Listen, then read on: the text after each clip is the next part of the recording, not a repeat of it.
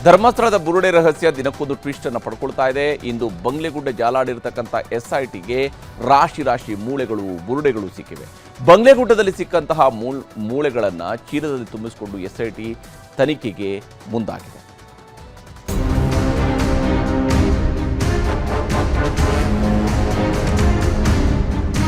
ಬಂಗ್ಲೆಗುಡ್ಡೆಗೆ 2 ಸಲ ಕರ್ಕೊಂಡು ಹೋಗಿದ್ದಾರೆ. ಮಾಜಾರಿಗೆ 3 ಮನುಷ್ಯರ ಕಲೆಬರವು ಸಿಗುತ್ತೆ. 2ನೇ ಸಲ ಮಾಜಾರಕ್ಕೆ ಹೋಗುವಾಗ ಕೆಳಗಡೆ ಎಣ್ಣೆಗಳ ರಾಶಿ.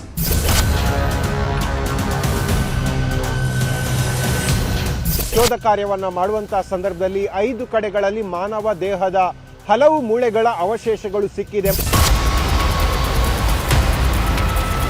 ಧರ್ಮಸ್ಥಳದ ಬುರುಡೆ ಪ್ರಕರಣಕ್ಕೆ ಹೊಸ ದಿಕ್ಕನ್ನು ತಂದುಕೊಟ್ಟಿದ್ದಂತೂ ವಿಠಲ್ ಗೌಡ್ರ ಹೇಳಿಕೆ. ಈ ಹೇಳಿಕೆ ಸಾಕಷ್ಟು ಚರ್ಚೆಗೆ ಗ್ರಾಸವಾಗಿತ್ತು. ಯಾಕೆಂದರೆ ಅವರು ಹೇಳಿರುವಂಥದ್ದು ಬಂಗ್ಲೆಗುಡ್ಡ ಕಾಡಿಗೆ 2 ಬಾರಿ ಮಹಜರಿಗೆ ಹೋದಂಥ ಸಂದರ್ಭದಲ್ಲಿ ಅಲ್ಲಿ ತಲೆಬುರುಡೆಗಳನ್ನು ಕಂಡೆ, ಮಾನವನ ಅವಶೇಷಗಳನ್ನು ಅಂದರೆ ಅಸ್ಥಿಪಂಜರದ ಅವಶೇಷಗಳನ್ನು ಕಂಡೆ ಅಂತ ಹೇಳಿಕೆ ಕೊಟ್ಟಿದ್ದರು. ಆನಂತರವಾಗಿ ಈ ವಿಚಾರ ಸಾಕಷ್ಟು ಚರ್ಚೆಗೆ ಕೂಡ ಗ್ರಾಸ ಆಯಿತು. ಖುದ್ದು ಮೊಹಂತಿಯವರೇ ಬೆಳ್ತಂಗಡಿಯ SIT ಕಚೇರಿಯಲ್ಲಿ ಸಭೆಯನ್ನು ಮಾಡಿದರು. ಆ ಸಭೆಯಲ್ಲಿ ಕಂಡುಕೊಂಡಂಥ ನಿರ್ಧಾರದ ಪ್ರಕಾರವಾಗಿ SP ಜಿತೇಂದ್ರ ಕುಮಾರ್ ದಯಾಮ ಅವರ ನೇತೃತ್ವದ ತಂಡ ಇವತ್ತು ಬಂಗ್ಲೆಗುಡ್ಡ ಕಾಡನ್ನು ಜಾಲಾಡೋಕೆ ಆರಂಭಗೊಳಿಸಿದೆ. ಕಳೆದ 1 ತಿಂಗಳಿಂದ ವಿಚಾರಣೆ, ತನಿಖೆ, ದಾಖಲೆಗಳ ಸಂಗ್ರಹ ಮಾಡಿಕೊಂಡಿದ್ದ SIT ಟೀಮ್ ಇಂದು ಮತ್ತೆ ಬಂಗ್ಲೆಗುಡ್ಡದ ಆಪರೇಷನ್ಗೆ ಇಳಿದಿತ್ತು.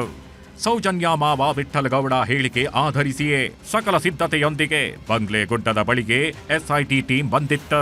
ಚಿನ್ನಯ್ಯ ಮತ್ತು ಇತರರು ಎಲ್ಲೆಲ್ಲಿ ಶವಗಳನ್ನ ಹೂತಿದ್ದಾರೆ ಅವುಗಳನ್ನು ನಾನು ನೋಡಿದ್ದೇನೆ ಎಂದಿದ್ರು ವಿಠಲ್ ಗೌಡ.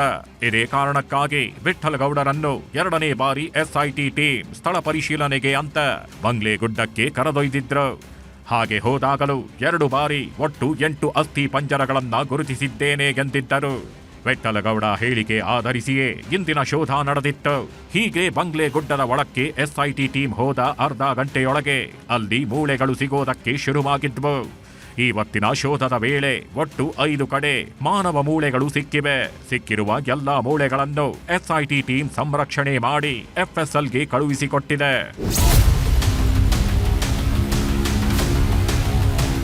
ಇವತ್ತು ಬಂಗ್ಲೆಗುಡ್ಡಕ್ಕೆ ಹೊರಟು ನಿಂತಾಗ SIT ತಂಡ ಸಾಕಷ್ಟು ತಯಾರಿ ಮಾಡಿಕೊಂಡಿತ್ತು. ವಿಠಲಗೌಡರನ್ನು ಕರೆದೊಯ್ದು ಸ್ಥಳ ಪರಿಶೀಲನೆ ಮಾಡೋವಾಗ ಮೂಳೆಗಳನ್ನು ಕಂಡಿದ್ದರಿಂದಲೋ ಏನೋ ಎಲ್ಲಾ ಟೀಮ್ಗಳನ್ನು SIT ರೆಡಿ ಮಾಡಿಕೊಂಡಿತ್ತು. ಜಿತೇಂದ್ರ ದಯಾಮ ನೇತೃತ್ವದ SIT ಅಧಿಕಾರಿಗಳು, FSL ಅಧಿಕಾರಿಗಳು, ಸೋಕೋ ಟೀಮ್, ಅರಣ್ಯ ಇಲಾಖೆ, ಕಂದಾಯ ಇಲಾಖೆಯ ಸಿಬ್ಬಂದಿ, ಪಂಚನಾಮೆ ತಂಡ, ಮೆಟಲ್ ಡಿಟೆಕ್ಟರ್ ತಂಡ ಹಾಗೆ ಎಲ್ಲಾ ಕೆಲಸಗಾರರು ಸೇರಿ 50 ಮಂದಿ ಸಿಬ್ಬಂದಿ ಬಂಗ್ಲೆಗುಡ್ಡದೊಳಗೆ ನುಗ್ಗಿತ್ತು.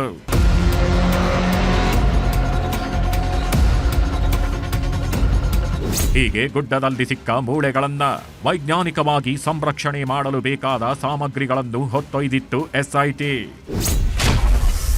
ಪ್ಲಾಸ್ಟಿಕ್ ಪೈಪ್, ಉಪ್ಪು, ಪ್ಲಾಸ್ಟಿಕ್ ಬಾಕ್ಸ್, ಸೀಲ್ ಹಾಕೋ ಮೇಣ, ಸೀಲ್ ಮಾಡುವ ಬಟ್ಟೆಗಳನ್ನು ತೆಗೆದುಕೊಂಡು ಹೋಗಿದ್ದ ಅಧಿಕಾರಿಗಳು ಗುಡ್ಡದಲ್ಲಿ ಸಿಕ್ಕ ಎಲ್ಲಾ ಮೂಳೆಗಳನ್ನು ಸಂರಕ್ಷಿಸಿ ಶಿಫ್ಟ್ ಮಾಡಿದ್ರು.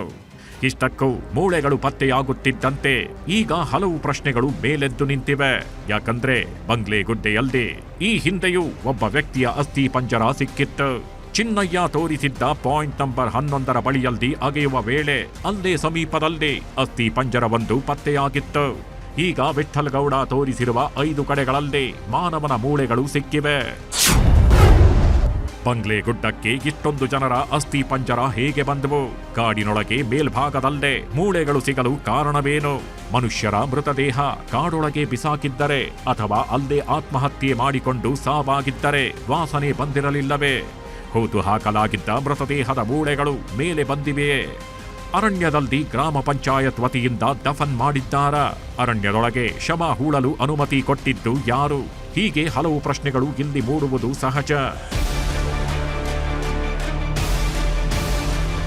ಒಂದು ಕಡೆ ಗುಡ್ಡದಲ್ಲಿ ಶೋಧ, ಇನ್ನೊಂದು ಕಡೆ ಮೂಳೆಗಳ ಪರೀಕ್ಷೆ ಆಗೋವಾಗ್ಲೇ ಮತ್ತೊಂದು ಕಡೆ ಹೋರಾಟಗಾರರ ನಡುವೆ ಫೈಟ್ ಶುರುವಾಗಿದೆ. ಸೌಜನ್ಯ ಕೊಲೆ ಪ್ರಕರಣದ ತನಿಖೆಗೆ ಆಗ್ರಹಿಸಿ ದೂರು ನೀಡಿದ್ದ ಸ್ನೇಹಮಯಿ ಕೃಷ್ಣ ವಿರುದ್ಧ ಕರಾವಳಿ ಭಾಗದ ಹೋರಾಟಗಾರ ವೆಂಕಪ್ಪ ಕೋಟ್ಯಾನ್ ಪ್ರತಿ ದೂರು ಸಲ್ಲಿಸಿದ್ರು. ಅವರ ಮನೆ ಮಗಳನ್ನು ಮಾಡ್ತಾರೆ ಅವರು. ನನ್ನ ಅಕ್ಕನ ಮಗಳು ನಾವು ರೇಪ್ ಮಾಡ್ತೇವ ಅಂತ ಬರುವುದಿಲ್ಲ ಅಂತ ಮನಸ್ಸು ಏನಾದರೂ ಚೇಂಜ್ ಆದರೆ ಮಾಡ್ತಾನೆ. ವಿಠಲಗೌಡರು ಅಂಥವ್ರಲ್ಲ. ಅವರು ದುಡಿಯೋದು ಬೆಳಿಗ್ಗೆ ಬಂದು 5:30 ಗಂಟೆಗೆ ಹೋಟ್ಲಿಗೆ ಬಂದು ಹೋಟ್ಲಲ್ಲಿ ದುಡಿಯೋರು.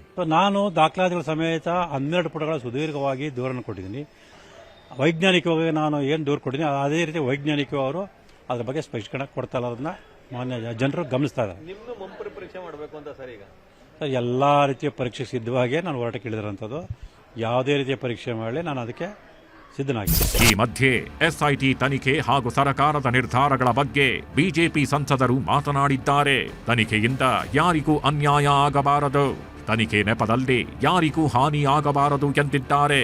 ಮತ್ತೊಂದೆಡೆ ಸೌಜನ್ಯಾಳಿಗೂ ನ್ಯಾಯ ಸಿಗಬೇಕು ಎಂದು ಪ್ರತಿಪಾದಿಸುತ್ತಿದ್ದಾರೆ. ನಾವೆಲ್ಲರೂ SIT ಅನ್ನು ಸ್ವಾಗತ ಮಾಡಿದೀವಿ. ಯಾಕಂದ್ರೆ ಅದರ ಮೂಲಕ ಇವತ್ತು ಸತ್ಯವನ್ನು ಆಚೆಗೆ ಬಂದಿದೆ. ಪದೇ ಪದೇ ಇದ್ರ ಬಗ್ಗೆ ಏನೇನು ಅಪಪ್ರಚಾರ ಆಯಿತು, ಇಲ್ಲಿ ಒಂದು ಅರ್ಧ ಸತ್ಯಗಳು ಮಂಡಿಸೋ ಮೂಲಕ ಆ ಒಂದು ಧರ್ಮ ಇರ್ಬೋದು, ಆ ಒಂದು ಮಂಜುನಾಥೇಶ್ವರ ಸ್ವಾಮಿಯ ಒಂದು ಏನು ನಂಬಿಕೆ ಇದೆ ಅದನ್ನ ಒಂದು ರೀತಿ ಒಂದು ಒಡೆಯೋದಕ್ಕೆ ಏನು ಪ್ರಯತ್ನ ಮಾಡ್ತಾ ಇದ್ದೋ ಅದೆಲ್ಲಾನು ಆಚೆ ಬರ್ತಾ ಇದೆ. ತನಿಖೆ ಮಾಡೋದು ಎಲ್ಲರೂ ಸ್ವಾಗತ ಮಾಡ್ತಾರೆ, ತನಿಖೆ ಆಗಲಿ. ಸೌಜನ್ಯ ಪ್ರಕರಣಗಳು SIT ತನಿಖೆ ವ್ಯಾಪ್ತಿಯಲ್ಲಿ ಬರುವುದಿಲ್ಲ ಅಂತ ಸರ್ಕಾರ ಸ್ಪಷ್ಟಪಡಿಸಿದೆ. ನಾವು ಹೇಳಿದ್ದಲ್ಲ, ನಾವು ಸೌಜನ್ಯ ತನಿಖೆ ಆಗಬೇಕು ಅಂತ ಹೇಳಿದವರು SIT ಸ್ಪಷ್ಟಪಡಿಸಿದೆ. ಸತ್ಯ ಶೋಧನೆ ಮಾಡಿ ವಾಸ್ತವಿಕವಾದ ವರದಿಯನ್ನು ಸರ್ಕಾರವನ್ನು ತೆಗೆದುಕೊಳ್ಳೋದು ಬಿಟ್ಟು ಆ JCBಯಿಂದ ತಿರುಗುವಂಥ ಕೆಲಸಕ್ಕೆ ನೀವು ಅವಕಾಶ ಮಾಡಿಕೊಡುವುದು ಸರ್ಕಾರಕ್ಕೆ ಗೌರವ ತರುವುದಿಲ್ಲ ಮತ್ತು ನಿಮ್ಮ ಮೂಲ ಉದ್ದೇಶಕ್ಕೆ ನ್ಯಾಯ ಕೊಟ್ಟಂತಾಗುವುದಿಲ್ಲ. ಇಷ್ಟು ದಿನ ಮೇಲ್ನೋಟಕ್ಕೆ ಏನೂ ಇಲ್ಲದಂತೆ ಕಾಣುತ್ತಿದ್ದ ಬಂಗ್ಲೆಗುಡ್ಡ ಇದೀಗ ಎಲ್ಲವನ್ನೂ ಹೊತ್ತು ಕೂತಿದೆ. ಬಂಗ್ಲೆಗುಡ್ಡದಲ್ಲಿ ಸಿಕ್ಕಿರುವ ಮೂಳೆಗಳು ಯಾರದ್ದು? ಎಲ್ಲಿಂದಲೋ ಬಂದು ಇಲ್ಲಿ ಸತ್ತಿದ್ದಾರ? ಕಾಡಿನೊಳಗೆ ಹೋಗಿ ಆತ್ಮಹತ್ಯೆ ಮಾಡಿಕೊಂಡಿದ್ದಾರ? ಯಾರಾದರೂ ಕೊಂದು ಬಿಸಾಕಿದ್ದಾರ? ಅನಾಥ ಶವಗಳು ಎನ್ನುವ ಕಾರಣಕ್ಕೆ ಹೂತು ಹಾಕಿದ್ದಾರ? ಇವೆಲ್ಲ ಪ್ರಶ್ನೆಗಳಿಗೂ SIT ತನಿಖೆಯಿಂದ ಉತ್ತರ ಸಿಗಬೇಕಿದೆ. ಇನ್ನೂ ಕೆಲವು ದಿನಗಳ ಕಾಲ ಬಂಗ್ಲಗುಡ್ಡ ಕಾಡಿನ ರಹಸ್ಯವನ್ನ ಭೇದಿಸೋಕೆ SIT ಮುಂದಾಗುವಂತ ಸಾಧ್ಯತೆಗಳು ಇದೆ. ಕ್ಯಾಮರಾಮ್ಯಾನ್ ನಿಖಿಲ್ ಸುವರ್ಣ ಜೊತೆ ಕಿಶನ್ ಶೆಟ್ಟಿ, ನ್ಯೂಸ್ 18 ಮಂಗಳೂರು.